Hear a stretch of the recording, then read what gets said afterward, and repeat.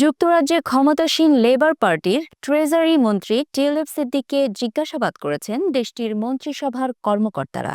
তার বিরুদ্ধে অভিযোগ তিনি, তার খালা ও বাংলাদেশের সাবেক প্রধানমন্ত্রী শেখ হাসিনা, তার মা শেখ রেহানা সহ 4 জন মিলে বাংলাদেশের রূপপুর পারমাণবিক বিদ্যুৎ কেন্দ্র প্রকল্প থেকে $5 বিলিয়ন আত্মসাৎ করেছেন।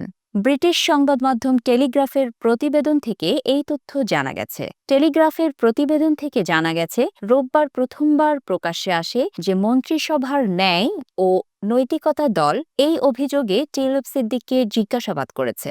এটি এমন সময় এলো যখন জানা গেছে তাকে বাংলাদেশের দুর্নীতি দমন কমিশনের কর্মকর্তারা জিজ্ঞাসাবাদ করতে পারেন। দুদক গত সপ্তাহে টিউলিপ সিদ্দিক, তার মা শেখ রেহানা এবং খালা শেখ হাসিনার বিরুদ্ধে তদন্ত শুরু করেছে।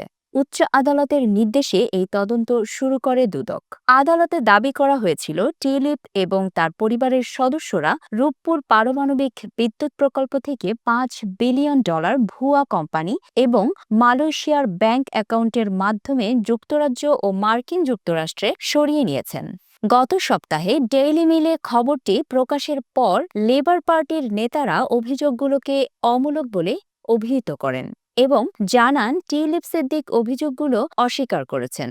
তবে দুদকের কর্মকর্তারা ডেইলি মেইলকে জানান 5 সদস্যের একটি তদন্তকারী দল বর্তমানে টিউলিপ সিদ্দিক এবং অন্যদের দুর্নীতির বিষয়ে সম্পর্কিত দলিল প্রমাণ সংগ্রহ করছেন এবং কয়েক সপ্তাহের মধ্যে অভিযুক্তদের প্রতিক্রিয়া জানতে চিঠি পাঠানোর সম্ভাবনা আছে।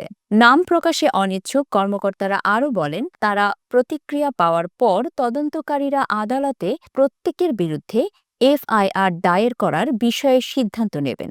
এফআইআরে আনুষ্ঠানিকভাবে টিউলিপ সিদ্দিককে সন্দেহভাজন হিসেবে চিহ্নিত করবে এবং তাকে গ্রেফতার করার ক্ষমতা প্রদান করবে বাংলাদেশি পুলিশকে।